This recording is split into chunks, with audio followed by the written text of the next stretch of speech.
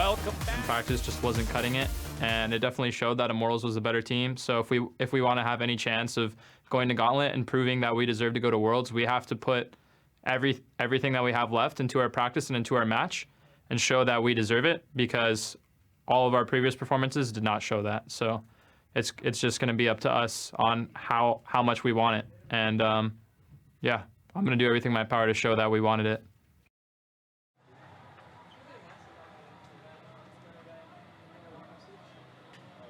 Three of Team Dignitas versus Counter Logic Gaming. You can see CLG making their way back to the stage right now as they prepare for this third and potentially final game. They're up 2-0. Both very convincing victories over Dignitas so far, and they have chosen red side in this third game. Darshan talking there about putting CLG's practice time to use, and it really has showed up here on stage. Definitely the results that they were looking for. I think that their preparation has always been one of their strongest suits for this team.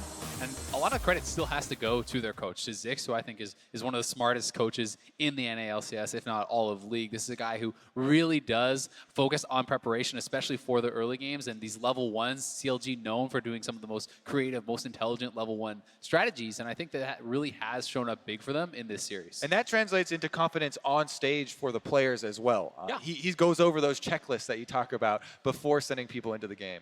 And him doing that helps these guys set themselves up in a situation where they come into this and they're saying, look, we know that Omar God is going to be targeted. That's what's happened to us in playoff games so far. So we're not going to worry about going on the offense on our own. Instead, we're going to protect our guy, make sure he can play his game, and it has worked out marvelously. 2-0-8 on the Zac at the end of that last game. And they have to feel good going into what could be the final game with their own side selection, going red side. The fact that they have two solo laners who have been crushing it, and they can give the counter pick to whichever they want, right? Like, they can really set themselves up for success in top lane or in mid lane in what is a pivotal game 3.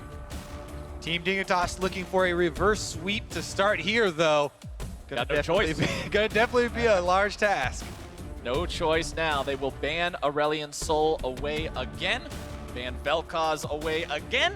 Really not wanting Huhi on either one of these champions. Zac banned out by Counter Logic Gaming. They took it last time. They're not willing to give it over to Dig this time. I mean, it just gives you so much flexibility in draft when you have someone who can not only draw all these bans on these kind of oddball champions, but can also perform on all the meta champions, can really dominate on some of these meta champions.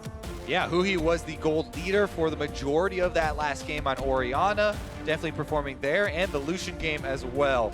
Very high DPS. Let's take a look though. Same bans for Team Dignitas as game number 1, taking the Rakan out last as well. So they won't let Aphromoo have his hands on that amount of playmaking. I mean, it was dirty in the last game. You saw a couple of denials from Adrian, but Aphromoo still enjoying some wild success. Dignitas drafting the Jarvan themselves. I'm going to be very excited to see what they want to change, though, CLG, from the first game, because Tristana was the first pick for Dignitas in game number 1. They've taken it away here. Still not deciding to go for the Thresh. It feels like perhaps they are more comfortable actually kind of counter-picking that Thresh with the Morgana or the Tahm Kench or something along those lines. Also, I like what CLG do. You know, they kind of wait with their support pick to see if they need to throw that counter of the Black Shield and kind of break up a crowd control chain, or what Team Dignitas are going to do first.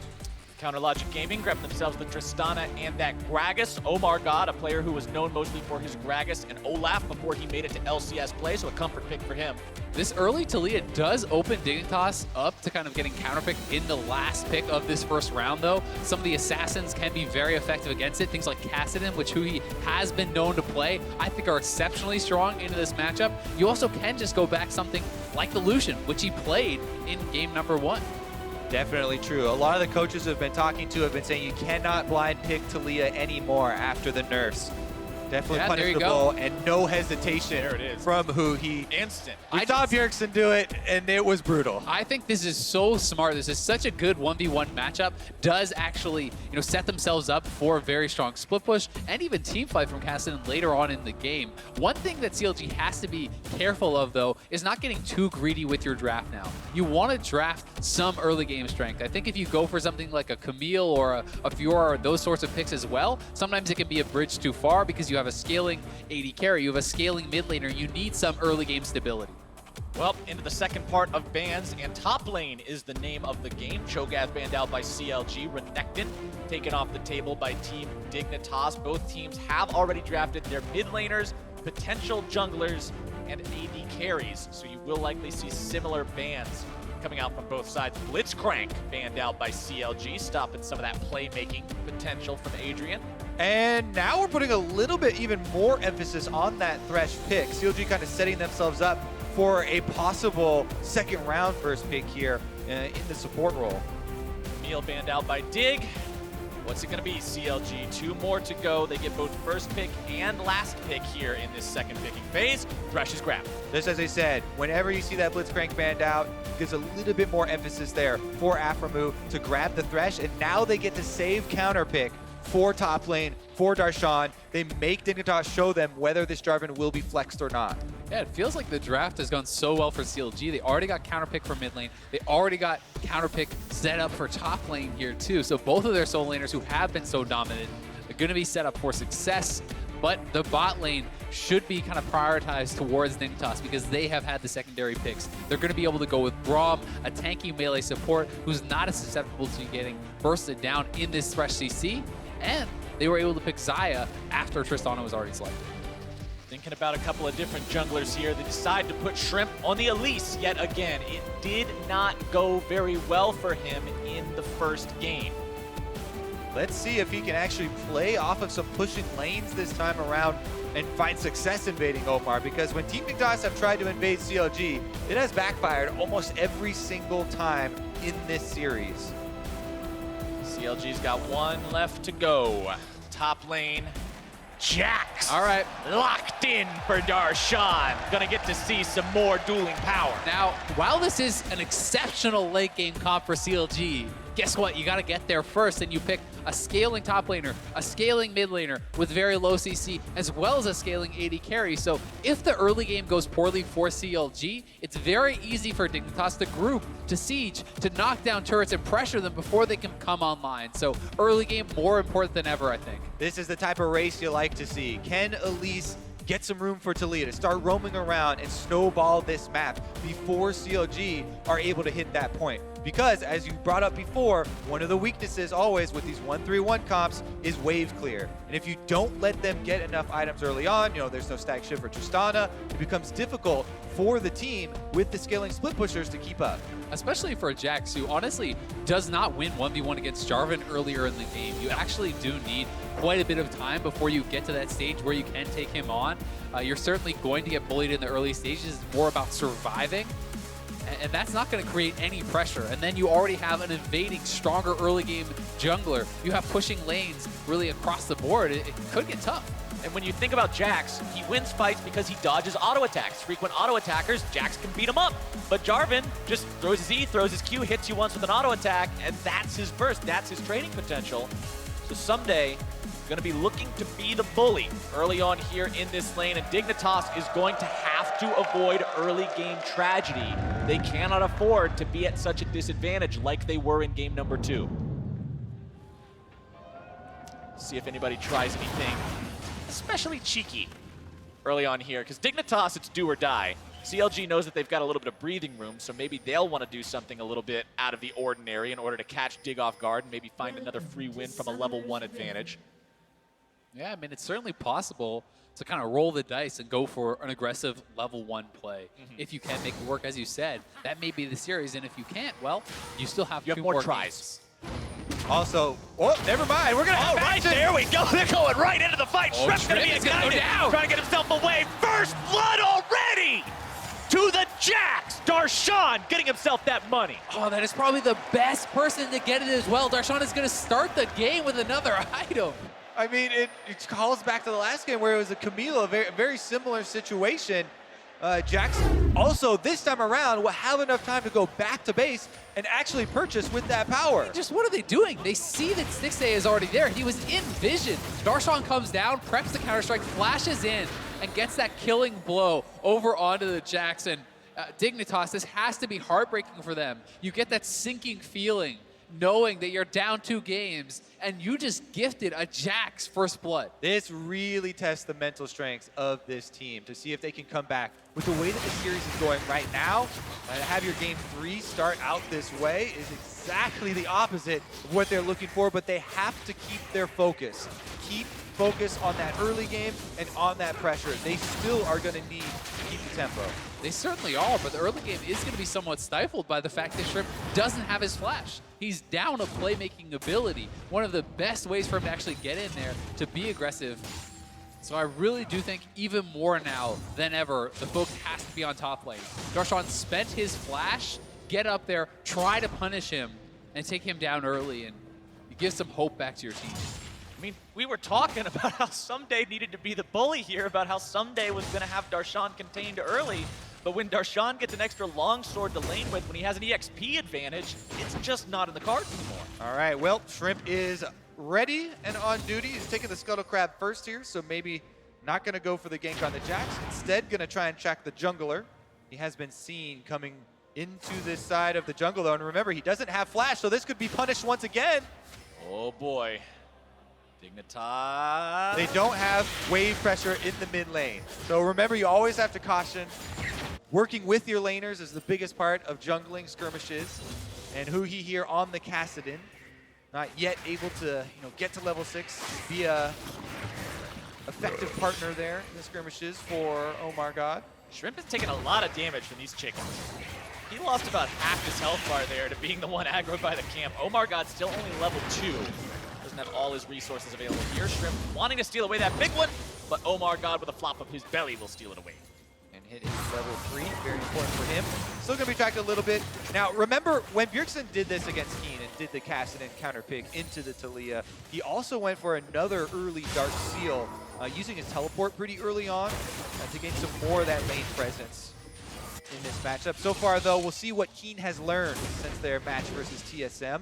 Right now he's pushing in, trying to get some of that wave control. Darshan though. Baby, that damage from Darshan. Yeah, the counter-striking all those minions, dealing so much extra damage there. Darshan able to set up very well. Shrimp coming around, remember, has no flash. Huhi walking away from the cocoon, recognizing he didn't need to spin the flash, staying safe from that one.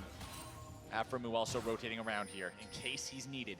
And another thing we haven't really had a chance to talk about because of all the action is Darshan looking for Someday again. Darshan doesn't stop. No, I mean, he's playing very aggressive. When you start with an extra longsword, you can actually afford to do this pretty well.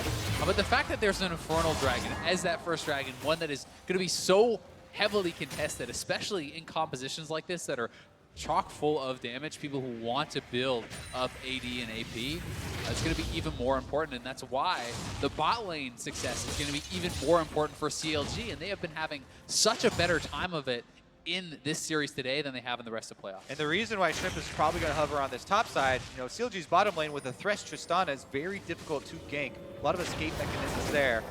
See if they get the stop on the back. Not quite. Shrimp just a little bit early on that cocoon fire. It's still kind of scary though, because Darshan wants to TP back for this wave, but if you TP back into a dive, that is horrible for you, so he's actually holding on to it. That's why they have Omar God coming down the lane here. A little bit of a bait. They were going to see if Team Dignitas would go for that risky dive, and Omar was trailing. Not going to be the case though, and Shrimp still got to counter jungle a little bit inside CLG Red. Stixxay and Afro continuing to push up on the bottom side there. Someday working his way back to top side away from Omar God.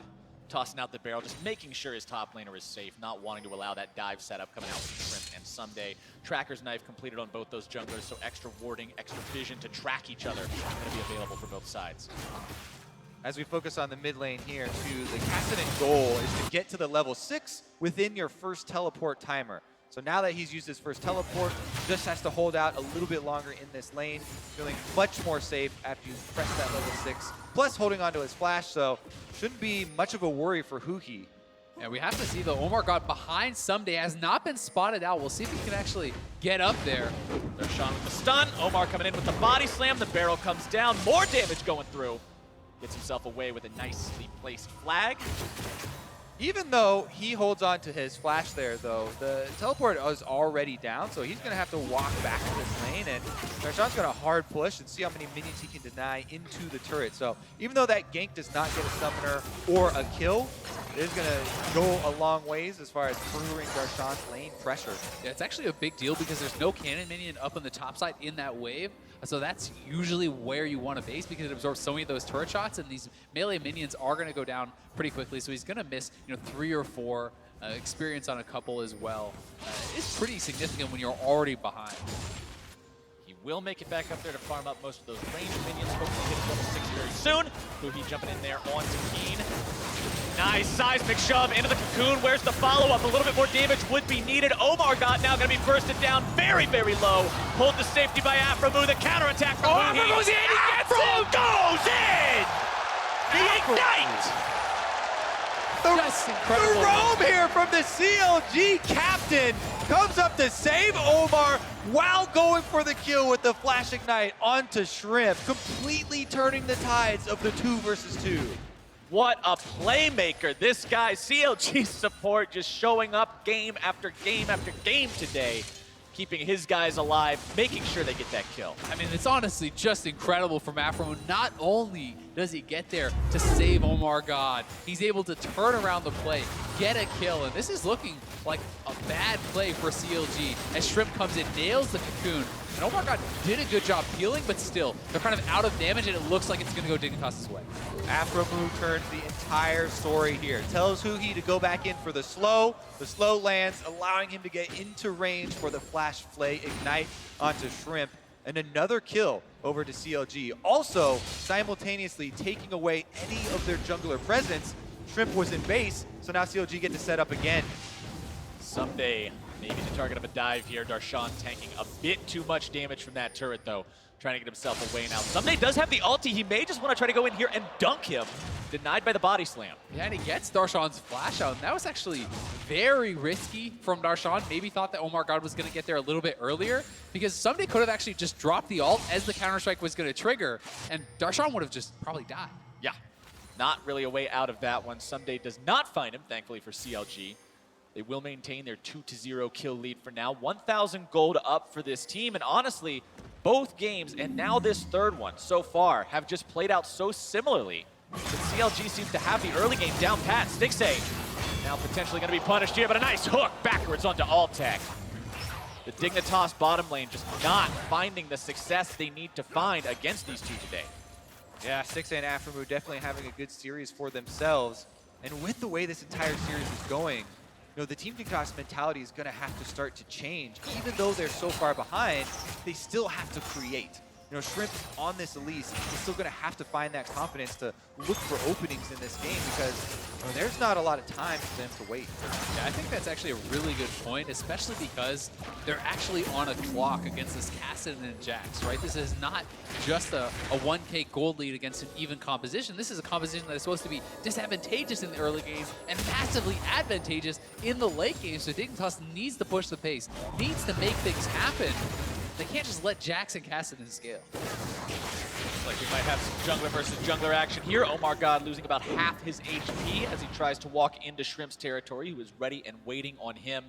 And watching this game and watching CLG's performance be so different from what we saw in the first couple rounds of playoffs from them, CLG is a team that is no stranger to the upper levels of competition in the NALCS. This is one of the old guard, one of the 3 different orgs that has actually won a North American LCS split before. These guys know how to play these types of games, and they're well suited. Here we go, though. Team Dignitas down 1,000 gold, still trying to start up that Infernal Drake, still trying to create on the map. And CLG not taking that bait, so an Infernal Drake, definitely a strong prize here for Team Dignitas to try and secure themselves a little bit more power.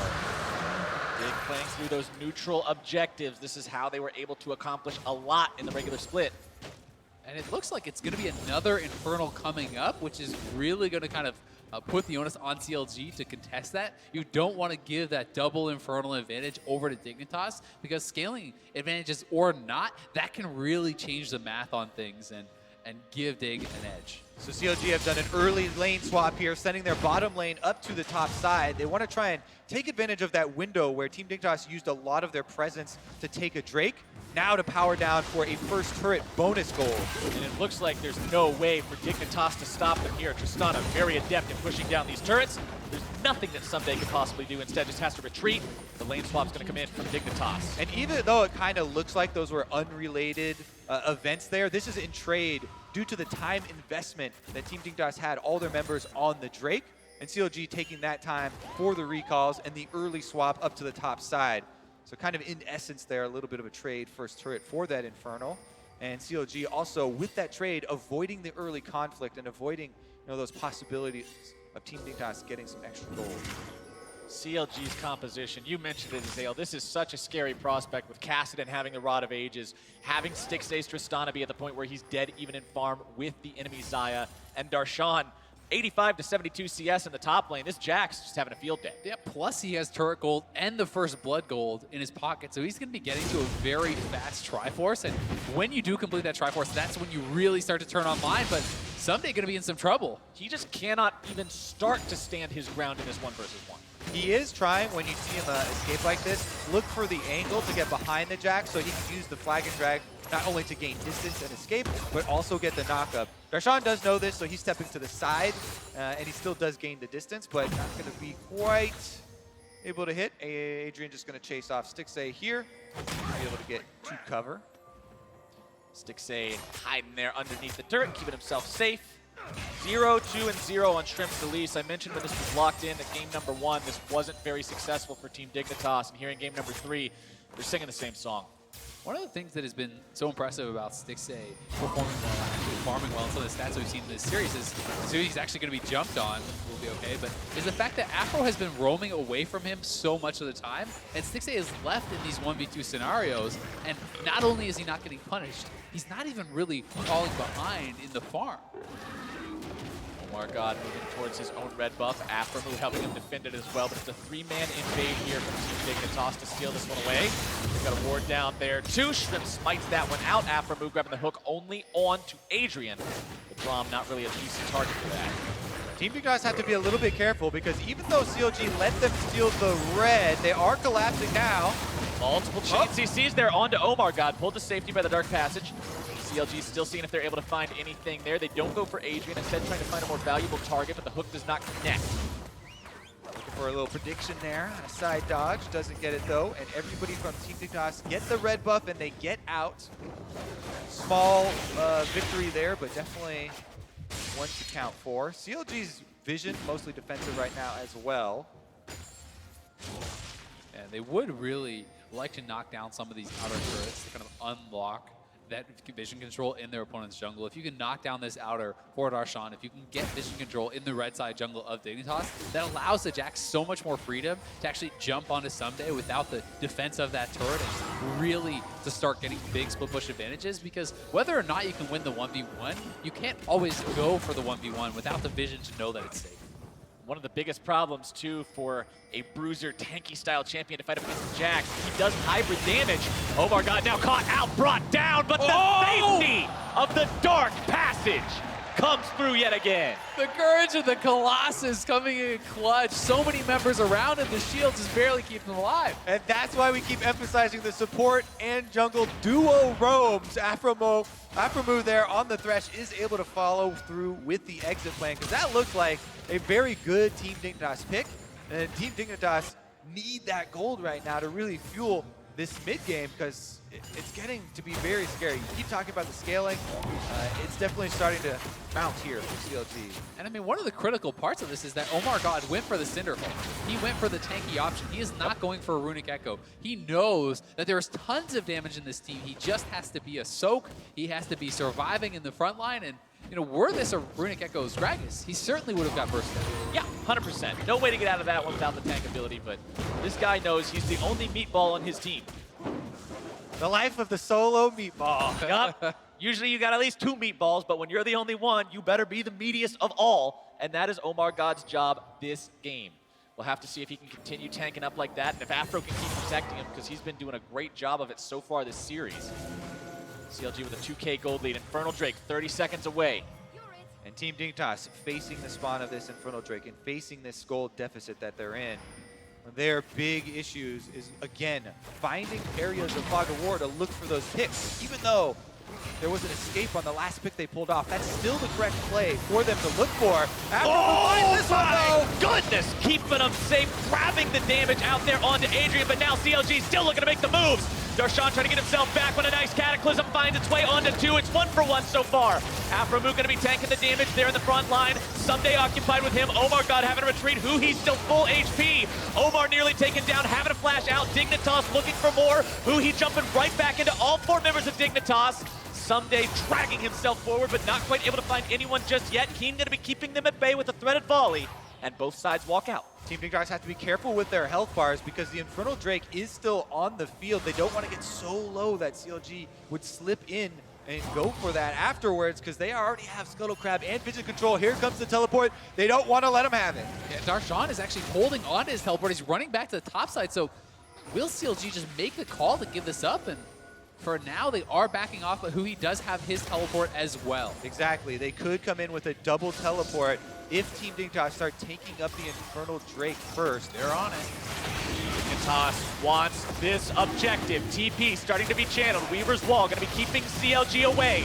Dignitas burns it down. They manage to get away with it for now, and CLG will have no counter opportunity. Even though the double teleport comes in, the rest of the team can't get over the wall. Very nice there from Keen, and Team Dignitas are able to get yet another Infernal Drake. These are what's keeping them in the game. I mean, that double Infernal really does make a massive difference as you get to the later stages of the game. It erases a lot of the edges that these champions have from CLG. Adrian taking a little bit of a bop in there from Huhi off to the side. Huhi's Rod of Ages, 7 out of 10 stacks completed on that one. Also closing in on the Lich Bane. We're getting to the part of this game where Kassadin can start really hitting hard. Yeah, and the fact that Jax now has his Triforce completed before Jarvan even has a Black Cleaver is a really bad feeling for Someday. He wants nothing to do with Darshan in this 1v1. Someday will need to find more opportunities in team fights to really make himself as useful as Darshan is. Rift Herald now being attempted by CLG. The duo of jungle and top lane shouldn't have too much of a difficulty securing Shelly here. Luckily for Team Dignitas, they still have some openings, some hope to go for. Before CLG get wards on both sides of the jungle to really allow those double teleport 1-3-1 split pushers full effectiveness, Team Dignitas can still make these looks to try and find picks. They're looking for that fog of war. You know, Taliyah has mobility, so if Elise is there and able to get someone with Cocoon, that's what they're trying to kind of open up an area in this game to come back from. But right now, CLG is still feeling very confident. In 1 minute from now, a little bit under, Baron will be live for the first time this game. And I mentioned it in game number 1, and I want to go back to it because the stats are so convincing for Dignitas when they get Barons. When this team can control that objective, they have an absurd win rate, something over 80%, but they've been denied it both games so far. CLG has done a wonderful job maintaining control over the area, and if they can keep that up in game number 3, it's been their ticket to victory. It'll be very interesting to see how Omar God decides to use this Rift Herald. He'll try to go to a side lane, crack open some of those turrets, because Darshan looking for the flank, but something is coming down here as well. Aphromoo with a very nice pull there onto Altec, but instead it's going to be him who's taken down. Shrimp goes up into the air to drop the aggro. Stixxay forced to rocket jump away. Someday coming in from the side, wanting to find the dunk onto a value target. Instead, CLG walks out. Dignitas manages to find their pick. Baron goes live. What is the choice for Dig here? They need to get something off the back of this. They would hope to bait in CLG to try and check around Baron. Darshan's going to be one caught a little bit. Just chased out of their own jungle, though. Team Dignitas can set up the vision. A little bit of deep vision does go a long ways. Little spiders skittering their way into the bushes. Darshan, I don't know if he saw those there or not, but I don't think it matters too much. The push coming in on the top side means that Dignitas wants to look towards this tier 1 turret, utilizing the jungle and top laner together. But CLG reinforcements are making their way in. Rocket jump away in the mid lane from Stixxay. Adrian and Altec pushing that lane up as well. Dignitas is taking priority in multiple lanes at once, trying to get themselves as much map control as possible. Because it's Dignitas that needs to push the base. They're the ones that really are trying to knock down turrets and get something done. And Nice Hook comes in. Wall comes out. Aphromoo now going to be jumped on. The dunk comes through. The damage coming out as well. There's your Blade Caller taking him out. And Aphromoo a little bit close there. Even though he's able to create a play, CLG are looking for 1-3-1 pressure, and the 3-man squad cannot get baited into a conflict there. So Team Dignitas very happy with taking down the turret and getting an extra kill, even though it looks like Huhi will be able to answer on bottom side. And this is buying time on the top side as well. So, they do get the play, they do get a kill, but it's time for the solo laners. Jack's going to be up to this turret, going to be able to get some damage down before Someday actually gets up here. And Jax, as a Trinity Force user, especially one with a very low cooldown on his W, is incredibly effective at pushing these turrets. Also mid lane, Rift Herald summoned with Stick Save. Yeah, this is actually so smart because CLG established pressure on both sides. They then move the Rift Herald to mid, so they have 3-lane pressure here. They will knock down that mid outer turret. And the mid turret is so critical in what we talked about earlier, setting up that vision in those parts of the jungle. While CLG really want to split the map in 1-3-1, they can do so effectively if they're able to get into the jungle and get those deep rewards down. Take another look here at the Taliyah wall, and then subsequent Afro move going for a hook. The problem with the hook, it causes your champion model to stay in the same place, effectively locking yourself in there for a very nice Taliyah shove from Keen. Seismic shove, able to get Afro move, and once that lands, it's pretty much toast. Yeah, and I mean, there's no one to follow up, right? If the 5-man squad is there, the hook is great, but it's just 2 men under the turret. They have to retreat, and Afro move does go down pretty easily, but bot lane turret may actually die to the minions. Looks like it will. Darshan wants to get close enough to get that local gold, but I don't think he quite caught near enough. No, Someday also trolling his AD carry a little bit, taking away the red buff on accident instead of leashing it. So not having that on Altec for the next fight. We'll have to see if that makes a big difference or not as Darshan shows up. Someday gets himself away. Yep, red buff slow, auto attack, can just pop off the shield. Darshan there was looking for the cooldowns to be used to clear the wave, then immediately jump, but doesn't matter. Disengage there from Someday. Mountain Drake live in 20 seconds. Another pretty valuable Drake. It's not Infernal number 3, but it's the extra objective control that either one of these teams could need in order to push themselves further into this mid game. Yeah, and I mean, getting that Mountain actually to knock down turrets can be very effective when you have the Drasana, when you have this Lich Bane and these Triforce on the Jax and the Kassadin. Also, if these guys ever get free time on turrets, any of the 3 members from CLG, they will knock them down very quickly. And for Dignitas, it's about being able to force around objectives. It's about being able to force rushing things like the Baron. Now we're seeing the effects of the successful 1-3-1. Hugi's double wave up on the top side has to be answered there by Altec and Adrian, which allows the rest of CLG to take up that Mountain Drake. CLG getting that for themselves. It's their first Drake of this game up against the 2 Infernals of Dignitas, as now Dig pushes out that top side. Still haven't taken down the tier 1 up there just yet. They have a bit of vision around Baron, as well as 3 extra members on the top side to force off Hugi. CLG have already sent Darshan to continue the bottom side split push and try and set that up for their answer. Turret goes down. Altec with the last auto attack onto that one. Hugi and Afro Moon not able to hold the line here. CLG not really with anyone in position to stop these guys just yet, but Omar coming in through the jungle, wanting to pick someone off if he can get the angle. Nice cocoon from Shrimp, gonna be stopping him from going any further. Disengage from Adrian as well with the Winter's Bite. CLG can't collapse in time. Well, this is actually a really interesting buy here from Darshan, going straight for the Frozen Mallet second. You would have expected Titanic Hydra. That is much more of the team fighting kind of strategy. Even for split pushing allows you to push waves so quickly and get your 3rd hit passive. But what this is going to do is, if he's in a long lane against Someday, the slows from the Frozen Mallet means it's exceptionally hard to actually escape in that long lane. So this is very much for that 1v1 style build, and Someday is going to have to give the respect over to Darshan and not even approach when he comes to that lane. Really doing a good job of zoning away the Dignitas top laner, making sure that he maintains absolute control. The 1-3-1, you said it, that's the name of the game for CLG, and making sure that there's no way that one of those can be contested at all is a way to make sure that that strategy stays effective. Game's still 3 kills to 3 kills, less than 1,000 gold separating the 2 teams. 4th Drake will be the 3rd and final Infernal as well. This side really having access to Baron just yet. Someday doing a good job fighting up against Darshan here.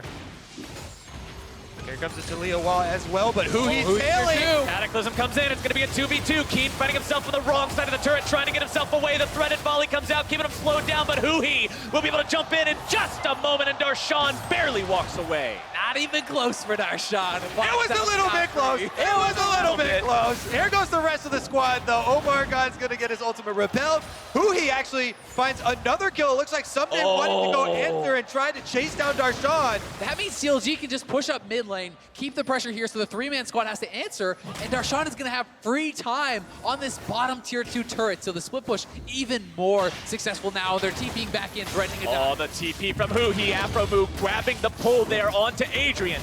CLG not really concerned about the champion kills just yet, going for the turrets instead. Tier 2 falls.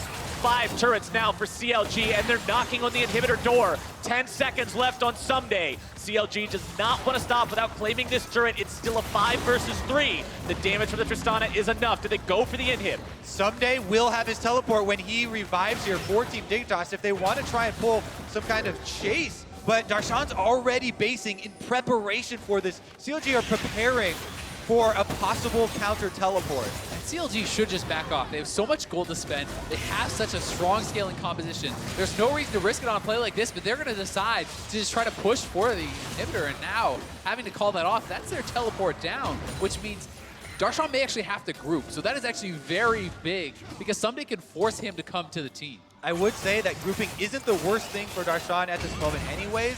The Frozen Mallet, while it does give you the slow for the 1v1, it gives way more health than the Titanic as well for team fighting and allows you a little bit of survivability. So it's not the worst thing in the world, even though it wouldn't be the ideal strategy. Here, though, something we've seen this team do so often, have their second split pusher trail the first one, and it actually works out the timing here just so Keen feels like he gets completely baited in, ends up with 2 split pushers in his face, and almost takes down Darshan. Looks like 2-digit health right there for him. Someday, this is his attempt at answering the kill. But just get the... That has got to be so frustrating. Both of them surviving with almost no health there. But that is the goalie. That is the difference. And now CLG looking for another engage. CLG going into the Dignitas jungle. Instead, it's going to be Afromoo who finds himself picked off. They've got Someday there on the front line, having to flash away after dropping the Cataclysm. CLG going to be contained for now. Darshan here into the back line. Counter-striking, stunning, and zoning. Dignitas hobbling away. Health bars blinking. Well, they jump out there without getting the execution, so nobody indeed goes down. Baron is still up, and the health bar chunks are very important. Plus, you're going to have to watch no flashes left on the back line there for Team Dignitas. Yeah, it's going to be very scary the next fight, as Huhi and Darshan are a very powerful diving duo if they want to group up for that. And you know, as you said, you do have a lot of survivability from the Frozen Mallet. One of the things to me that makes it so much weaker for the team fighting is the Titanic Hydra allows you to actually proc your 3rd hit passive very quickly with that extra hit, and can be really strong for actually diving in and taking it. Adrian trying to zone away Stixxay here, but instead just gets hit by about 10 auto attacks at once. As Dignitas moves in, clears away vision from the Baron pit. CLG still has that Rift Scuttler vision there in the river, though. Everybody thinking about Baron now. 29 minutes into the game means that people have enough items, have enough strength to really make something happen with that. Whoa. Someday, nice sidestep away from the death sentence there. Gets himself back to safety. Stixxay continuing to put auto attack after auto attack into him, though. Blade Caller going to find the route there onto Stixxay. CLG continuing to push down the mid lane. Inhibitor under pressure. CLG backing away, realizing they've still got a few steps to go to bring everyone else up here. They don't want to overextend. They would love to be able to take down the inhibitor before going to one of the neutral objectives, but Team Dignitas with a very quick collapse on defense there. And this is a 3rd Infernal that has just spawned. So if Dignitas could grab that, that would be massive for them. And CLG really want to take it away to close that gap, but they may have found a pit. Here we go. Adrian going to be the one who's jumped on Glacial Vision to disengage things. Darshan taken low, but Counter-Strike still able to keep him alive. The Blade Storm comes out.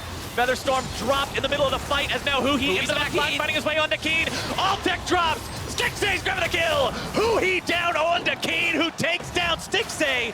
As Afromoo grabs Keen, it's 3 for 1. Huhi actually got the mana back off of the Elise there to get a reset to get over to Keen and take him down. That was so well played for CLG. And that's going to be an Infernal Drake as their reward. Now it's just Someday out on the field trying to push a couple minions for Team Dignitas, but the vision is creeping in, the neutral objectives are starting to flow, and the 1-3-1 really dangerous. Here goes another look at the pick after move from Fog of War, able to land the hook onto Braum. Yeah, and then Huhi coming in from the side is going to be diving deep, and he actually starts to run out of mana, trying to go for Keen. but track the Netherblade. He gets the W, reset onto Shrimp to get his mana back, and then uses this mana to actually dive forward onto Keen and finish him off. So smart. He does all that while buying the rest of the team time to kill Altec during the duration of his dive, which means that CLG get to press through the forest and find the rest of the kills. And you brought up last game, Kobe, how this game has implications for the Gauntlet. These two teams will most likely face off against each other in that Gauntlet at some point. And if CLG can make this 3-0 clean sweep of Dignitas, what a statement that'll make. And they certainly are getting very close to that point. I mean, they're at this stage where Kassadin, we talk about Kassadin as that 1-3-1 split push threat, and yes, it is a very powerful in the 1-3-1, but now that you have all this CDR in the late game and the Zonias, you can join up for the team fighting. Hui is going to be a monster wherever he goes. Dignitas still seems to not have an answer for that monster. Next dragon is going to be Elder. No more elementals to spawn this game. Baron also still on the table. The goal with 1-3-1s right now is to set up the minion waves in place in preparation for an overextension by Team Dignitas. As Zale mentioned, a couple of ways that the split pushers can actually even dive into the back line of Team Dignitas and actually collapse for a team fight. Right now, though, they can just wait. You gain gold by having the extra split pusher. The tower is under attack from Huhi. Someday is under attack from Darshan. And CLG closing in on all areas. Yeah, and they can retreat back towards the Baron. It looks like they may start up a two-man Baron over here as it's Tristana and Gragas are heading right for that Baron pit. I think CLG may start this, and they have already started it. Darshan's still pressuring on the bot side, and Hui's still pressuring on the top. Dignitas recognizing something smells a little bit funny here. Moving Shrimp and Keen up towards that area to shut them down, stop that Baron attempt from coming out, but at the same time, they now yield control of their top lane, and that inhibitor turret is just being smashed on by Hui. It's a pretty difficult three-man squad to engage on. Gragas has disengaged. There's a Lantern from Thresh always, and Tristana even has self-peel. It's very difficult right now. Dignitas, you can see them running from lane to lane to try and catch someone. But Now they've caught Altec out. The Featherstorm's going to be used, the Blade Caller as well, but it is not enough. Stixxay grabbing the kill onto him. Keen coming in from the side. Weaver's Wall to keep him zoned away. Someday finding the damage down onto Stixxay. Aphromoo keeping himself alive for now. Adrian going to be brought down. Hui and Darshan! And Darshan, the double kill coming out for Someday as Hui's taken low, but not out just yet. Can the top laner be the hero? The triple for Someday. Darshan looking to stun him up, and the damage comes through. The Guardian Angel will proc. Hui, very limited mana here. A nice Sonya's Hourglass, and Someday will find 4. He will find a kill there, but Darshan gonna be able to push down mid. He can even go for the inhibitor because there's still some time on these respawns. there's only 7 seconds left on Altec and 9 on Adrian, though, so they might want to calm it down a little bit. Darshan crowned King of the Hill, though, after everybody else goes down. Hui was waiting for that EQ upon revival with his Zonias, but it didn't matter. Still gets one shot. All right, let's take a look at how it all started off. Yeah, and the seismic shove there onto Stixxay on his actual jump got so much damage down on him that Someday was able to fly in and finish off that kill. All right, Darshan does take down Adrian, but that was not the ideal target here. Then Hui and him are left to dive onto Keen. They barely get out of this one, and Someday with full life finishes off Omar for the triple. Then it's so scary for Hui to even get into range here. He doesn't want to get popped. One auto as well as a Q would finish him off. He's waiting for the combo. Hui's able to get off the Zonias. We know what happened after that, though. Let's get back to live, Captain. We're live into the game, boys. 7K up still for CLG, but Dig showed they can still do something in these fights. And something worth noting, Someday actually has the components of either a Ghost Blade or a Dusk Blade on Jarvan. It's hero time. He's going full DPS, trying to one-shot someone with this build. This is not your standard tank Jarvan. Grab up that Knight's Vow, grab up some of these supportive items. He's going all in. We haven't seen this since Trey was really back on Apex. It's carry time for Someday in the top lane. Trying to flex those muscles and keep this series alive for Team Dignitas. Stixxay jumping away after pouring some damage into Adrian there. Still no Baron taken by either side. Remember, the Elemental Drakes are all tied up, so either team will get value out of that Elder. But Someday now building those items like you were talking about. He's flagged himself as, hey, I'm not tanky. So he's got to respect the possibility that if he goes in even a split second too early, CLG may just burst him down. As now, the damage coming through onto Adrian once more. Dignitas zoning them away. Threaded volleys, unraveled earth, going to be showing up as those zoning mechanisms. These are not full commitments from CLG. This is just a 3-man squad trying to harrier and harass from the sides here, Team Dignitas, and slow down their push mid lane to buy time for the split pushers. Huhi is almost at the inhibitor turret, and Darshan has 1 wave left to push. And with that GA not up, he actually does purchase a Dustblade, so he is going for this one-shot type build, but it can be a one-way trip very easily if CLG all turn on you and you don't have the GA to come back up. Like, that is your one punch. CLG on the Baron, though. So many men on the bot side even looking to try to push Darshan out. Dig can't stop this. Absolutely not. CLG will secure it, no contest. But you said, Azael, one-shot Jarvan either one-shots you or he dies in one shot, and now Someday is learning that the hard way. Darshan with the beatdown as Altec and Adrian will look to shut him down in retaliation. Keen making his way down there as well. The shutdown comes through 1 for 1. This is with a Baron buff for CLG, though. They will avenge Darshan's death and take down an inhibitor turret. They might just get the inhibitors as well. Both of them down to half HP. Getting 2 of these here is huge, and they'll do it. Now they have to get themselves out. Shouldn't be too big of a challenge. Stixxay grabs the mid one there as Huhi grabs the top. Dignitas now finds themselves seriously. They're staying around looking for a pick here. Coming over for Adrian. Pops up the Unbreakable, trying to keep himself alive. Ulti coming out from the Xayah. Altec taken down to half HP. Seismic shove, not quite finding the mark onto Huhi. 2 dead on the side of Dignitas. Someday not alive for another 15 seconds. This could be the series. CLG pushing onto the Nexus turret, demanding a response. Yeah, Huhi actually forced the heal and ultimate from Altec, so there's not much to keep him alive in this fight. CLG could look for a pick on Altec here. We'll see if they go. Shrimp is very, very low. Altec trying to keep himself alive. More damage coming out. CLG zoning them away. Nexus turret number 2 about to fall. Someday back alive on the front line. Huhi able to find the damage. Altec is down. Shrimp's almost going to be taken out as well. Huhi falls. Someday's going to be chased out. And Dignitas has found themselves in an unrecoverable position. CLG, 3 games in, takes 3rd place. What an incredible series from CLG, showing complete and utter dominance over Dignitas here, going into that Worlds Gauntlet with so much confidence now. They have to be feeling amazing. That was some Zion Spartan play there at the end from Darshan. Gets the 1v1 kill, allows the team to get Baron and inhibitors from it.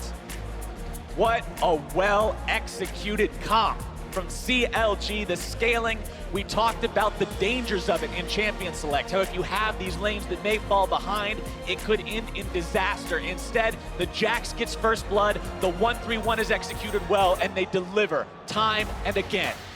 You've got to talk, though, about these early games, these level 1s, how badly it went for Dignitas. Every single game, they were just destroyed at level 1. CLG's preparation, CLG's collapses, their planning, and their execution around these early games was so far superior that it always felt like Dignitas was starting from 1 leg behind. And it just felt like the experience of this team as a playoff regular, as a team that has won in ALCS splits in the past, shown through here, and CLG was able to demonstrate how you compete in best of 5s, how you make adjustments in between games, and continue to just find the wins, adjusting as need be, and keeping the elements that work. Dignitas may get a second shot, though. Both these teams are going to go into the gauntlet. Right. They will first have to take down FlyQuest to, again, challenge a rematch here with CLG. I mean, if you're C9 and you're watching this, though, you have to be a little bit more nervous, I think, than you were before today, because CLG showed such good form in this that, you know, that's a team that could threaten C9, that could make that push towards Worlds, and we weren't saying that coming into this match today. Right. If you're Cloud9 and you watch this match and you see a 5-game fiesta where it just looks like this complete craziness and nobody looks super clean, then you might be thinking, okay, we're pretty comfortable. We're the final boss. We're going to be okay. But a CLG that looks clean like this, a CLG that looks focused like this, is a CLG that you truly have to respect and prepare for appropriately. And it's CLG kind of going back to their old ways here. In the last game with the 1-3-1 and split pushing, definitely kind of bodes well as far as where they came from and what versatility they can offer now with these strategies. And that versatility, I mean, Azael, you brought it up first. Huhi doing so much work for this team, not only on Summoner's Rift, but in the banning phase, Vel'Koz and Aurelion Sol making it so these value picks made it through anyway. and it made it so these guys could just get what they needed and use it effectively. I mean, it's extremely impressive that he is drawing all these bans and still completely dominating in this series. You know, even in that last series of plays in Game 3, first time he goes in, he forces out the ultimate from Altec, he forces out the heal. Second time he goes in, he kills Altec, he kills another person, barely gets out. Like, he is drawing so much pressure in these games and still performing. Speaking of drawing pressure, Darshan there on the split push multiple games in a row, also doing a tremendous amount of work. Well, to hear more about the players on stage, we're going to send it to Pastry Time, who's standing by with CLG's support and top laner. Thank you very much. I'm here with Darshan and Aphromoo after a very successful sweep of Team Dignitas. I mean, I think coming into this match, I don't think anyone expected to look that convincing from you. How are you feeling kind of coming into the match, Darshan? I feel a lot better about our performance. I think we owe a lot of that to Aphromoo. I think he had really good communication and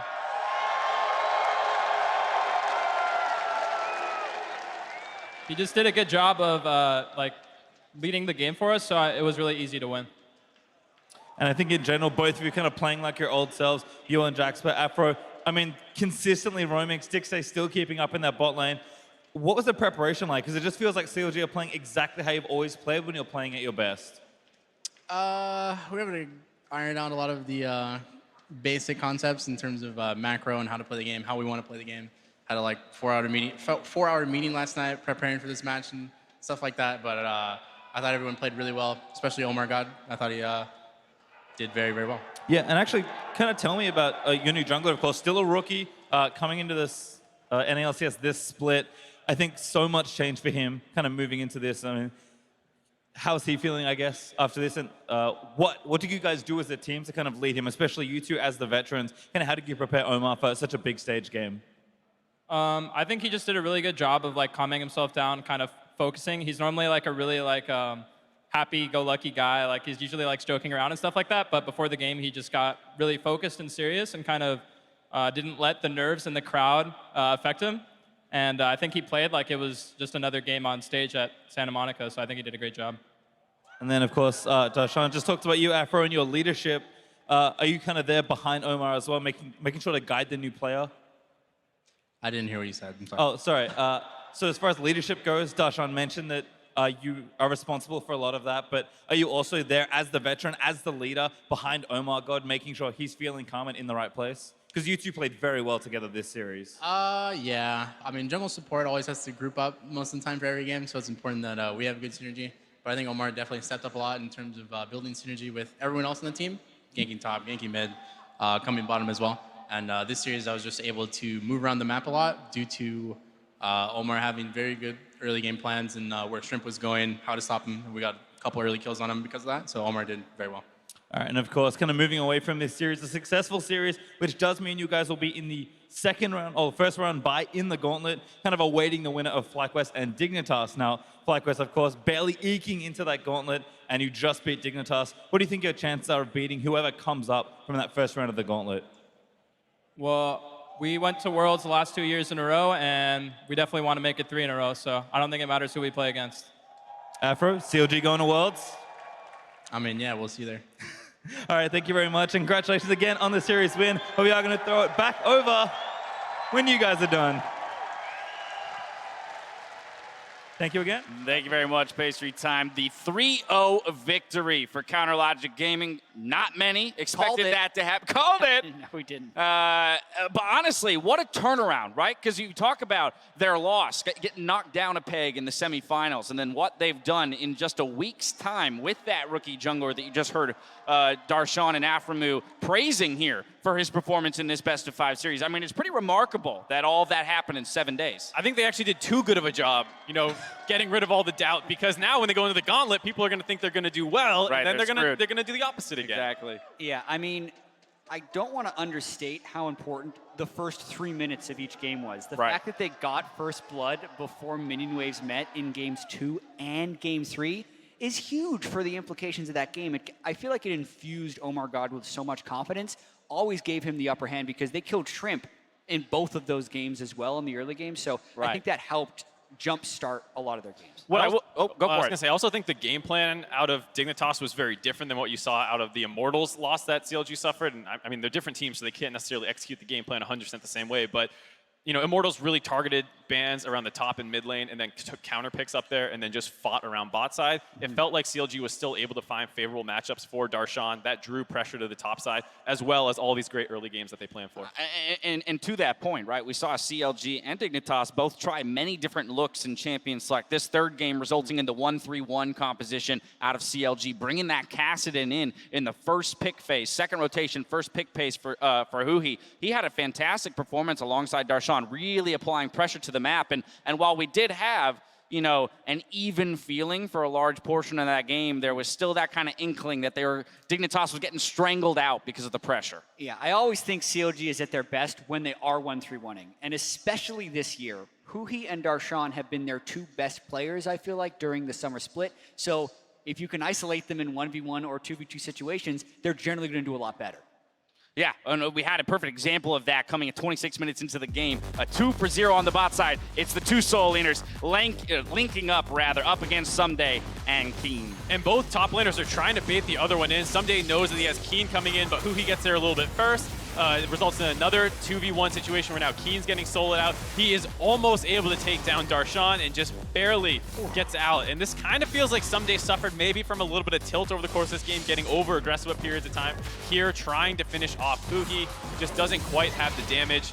The auto attack reset, not quite enough. And there you see some of those early game advantages really coming into effect, because if they were a little bit less goal down, if they didn't quite have that Warden's Mail completed on the Jax yet, these are plays that can easily go in your favor. Right, that's the 1-3-1 comp kind of working the way it should by pulling pressure to the side lanes and then using these two power picks to kind of, duo or solo people out. What you don't necessarily expect is to see a one-team fight with the 1-3-1 composition, and that's what we got, our Acer Predator replay here in Game 3, 30 minutes in, 3-for-1 for CLG in the jungle. Yeah, Kassadin's not just a split pusher, it's also a great flank pick in team fights. So two big things here. Darshan actually acts as a tank. The counter-strike there does a huge amount of work, and that gives time for Huhi to jump in the backside. He completely invalidates Keen for a lot of this fight, and also was pivotal in finishing off the Braum at the very beginning. And don't pay attention to 6-8 at the end there, jumping over the ground, but everything else worked out great for CLG. Very much so. Yeah, fight on two fronts. It was pretty easy for them to win there. And Jax gets deceptively tanky. I mean, we talk about, he's maybe not the most useful frontlining tank, but with all of that health built through,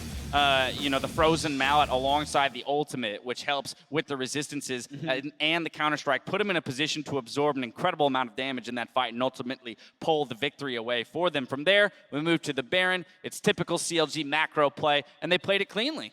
There was that one scary team fight where you felt like Dignitas with Someday might drag the corpse of his team across the finish line once, but wasn't quite able to do it. Very much so. Now, a few players did step up in the TD Garden, but we'd like to recognize one player who made his presence known on the Rift today. So today, we're awarding Huhi Player of the Series. You talk about those Soul Laners stepping up, and this guy in particular in the mid lane. Yeah, I feel like Huhi's finally starting to get some of that recognition he deserves because he's been playing lights out the whole year. This series was no different. Shockwaves were absolutely huge in Game 2.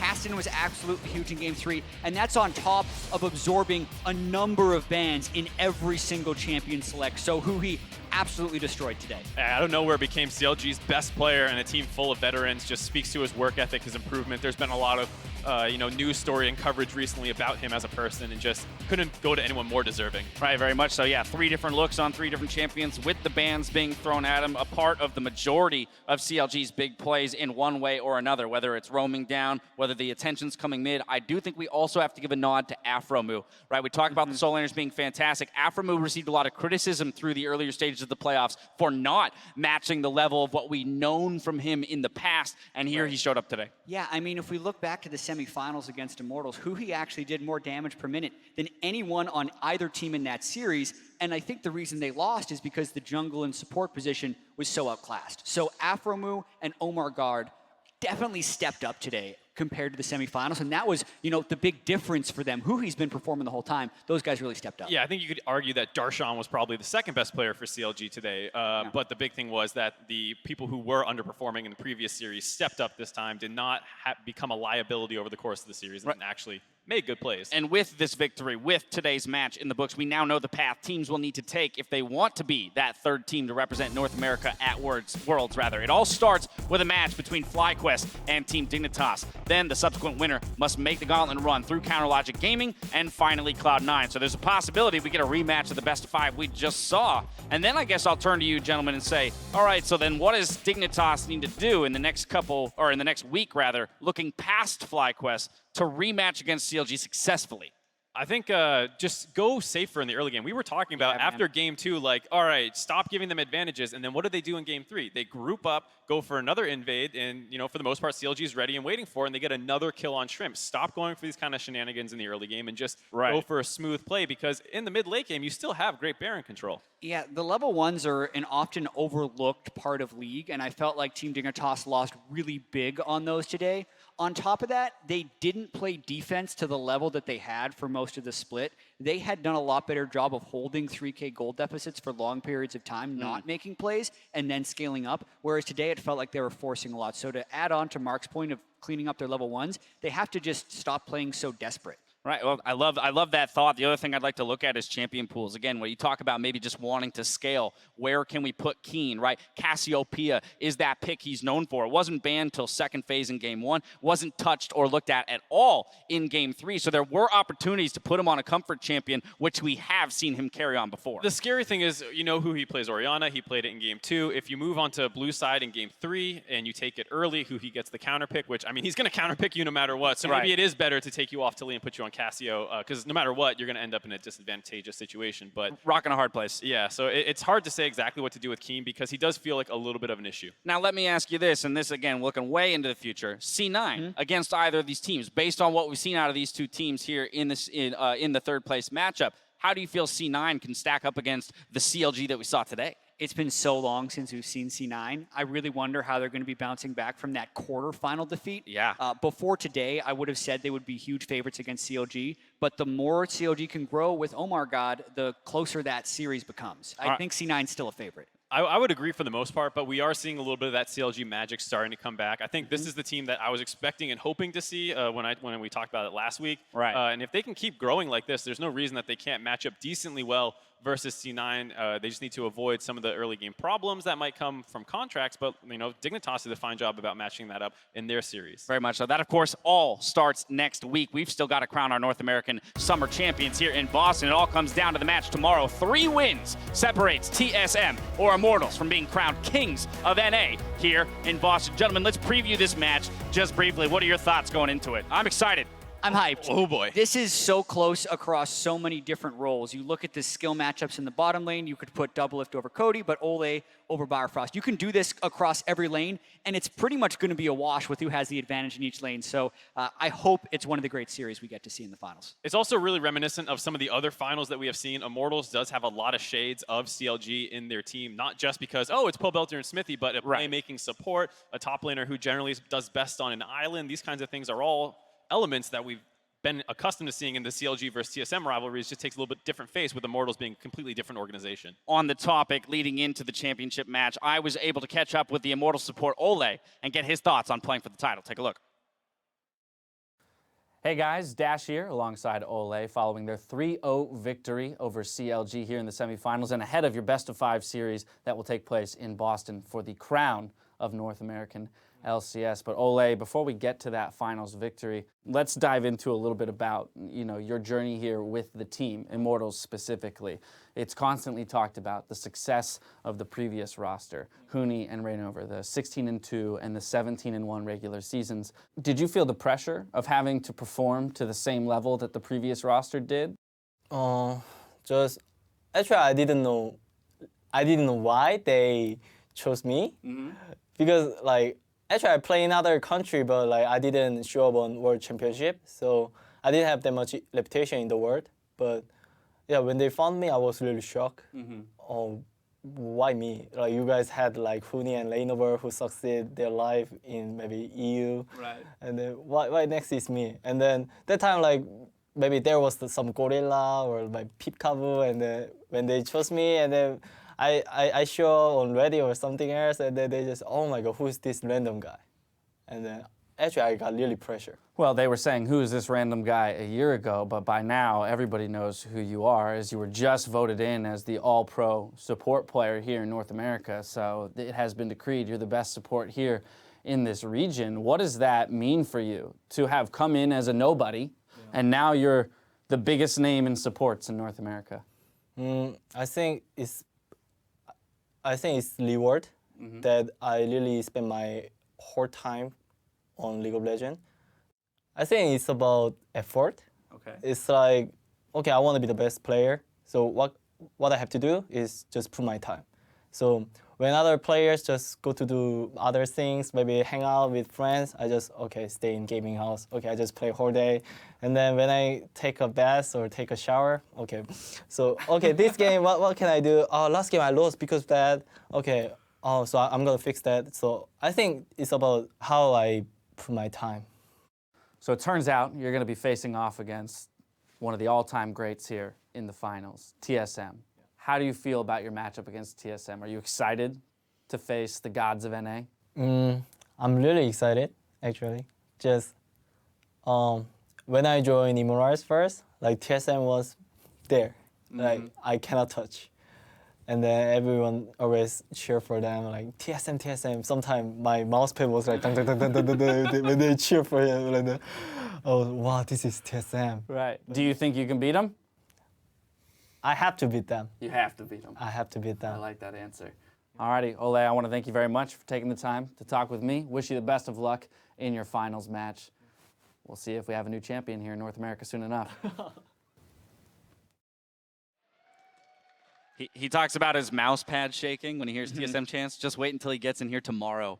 We're in the TD Garden. He's going to have tens of thousands of people. Just, oh my, can you imagine? Yeah, I mean, I used to watch the Celtics games, like I said, and sometimes when they would do their hype-up videos in the intro, you would feel your chest shaking with the electricity in here. If the nerves aren't getting to you now, they'll get to you tomorrow. But I absolutely have loved tracking Ole's growth. As he mentioned, he himself didn't feel like he was much of a name prior to coming to North America. And if we remember just 12 months ago, a lot of people were looking at this new Immortals roster and saying, they're doomed. There's no way that they could live up to the same reputation as the previous iteration, and they've already surpassed that. They're the first Immortals organizational team to make it to the finals. Yeah, and they're going to Worlds already, right? They've made a name for themselves. It's been quite an arc for them, but you know the North American Finals is up tomorrow, and they have a real chance of getting it. Also, tip for solo queue, you want to get better at League of Legends, think about League while taking a shower. I mean, that's the thing about Ole is he's just such like a happy, smiling guy. It's infectious, and you don't always appreciate, you know, what's going on underneath that smile and the amount of dedication and hard work and seriousness that you've seen him put in. Yeah, I mean, I spoke to him for about 20, 25 minutes there. Of course, it was cut down, but I had just a great time sharing in conversation with Ole. He'll be hitting the stage tomorrow, but that's going to do it for us here. So on behalf of myself, the casters, and the entire live broadcast crew, thank you for watching, and we'll see you tomorrow for more North American LCS Summer Finals.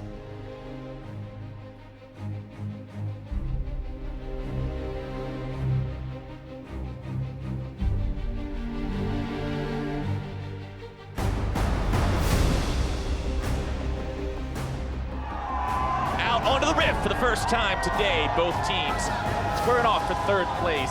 And outside of looking for redemption for their losses in the semifinals, both teams facing off today have eyes set towards the gauntlet. Oh, he's getting baited back in now, though. Keen has made the Roma. Keen coming in, he makes his rock surf up to the top side, but oh my God, able to swoop in, tries to find the damage there, down onto his opponent, someday falls.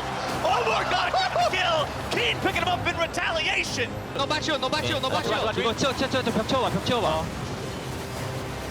Nice. Dignitas full retreat. Stixxay gets the kill down onto Keen. 3 dead on Dig. Oh, he's gonna make it 4.